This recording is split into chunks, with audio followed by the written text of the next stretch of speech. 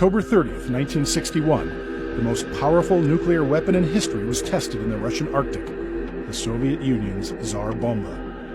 In the early Cold War, the United States had an undisputed nuclear advantage over the USSR. The U.S. conducted the world's first nuclear test in July 1945 and dropped 2 nuclear bombs on Japan the following month, ending World War II. Some historians believe the decision to use the new weapons against Japan was made partly to intimidate the Soviet Union. Until missile technology advanced in the late 1960s, the Soviets lacked the capability to threaten the United States with a large-scale nuclear strike. The Tsar Bomba might have been intended to convince them otherwise. Soviet scientists began working on a super high-yield bomb in 1956. The first version of the bomb was ready for testing in 1958, but the test never happened.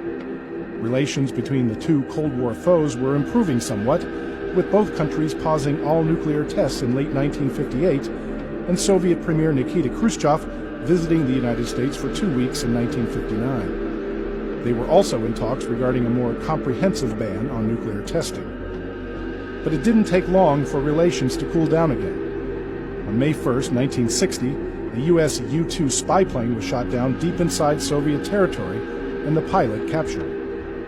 That same year, the United States started flying nuclear bombers near Soviet borders at all times in an operation known as Chrome Dome. A different group of Soviet scientists was ordered to resume work on the bomb.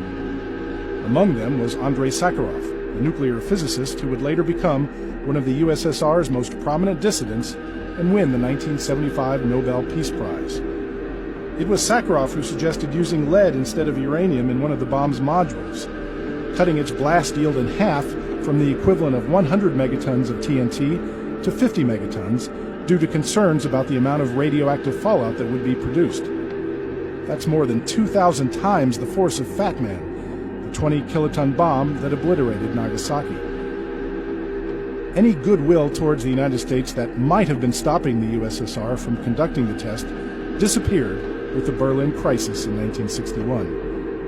The Soviets issued an ultimatum demanding that all U.S., British, and French forces leave West Berlin and then partition the city by building the Berlin Wall in August. The USSR pulled out of the moratorium on nuclear tests in September, and Khrushchev announced that plans for a detonation were underway at the Soviet Communist Party's Congress on October 17, 1961.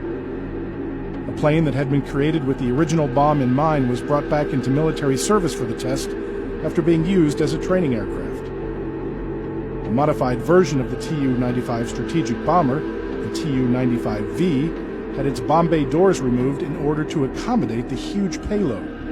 The bomb had a custom parachute system fitted that would allow the plane to fly far enough away before the detonation.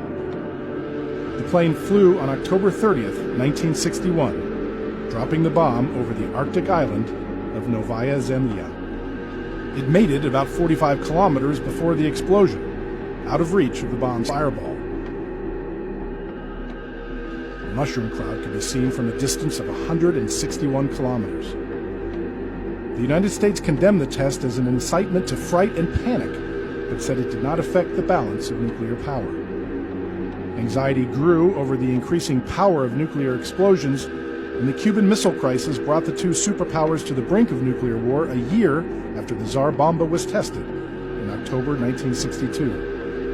In an effort to slow down the nuclear arms race, an agreement banning all nuclear tests except those conducted underground, the Partial Test Ban Treaty, was signed in 1963.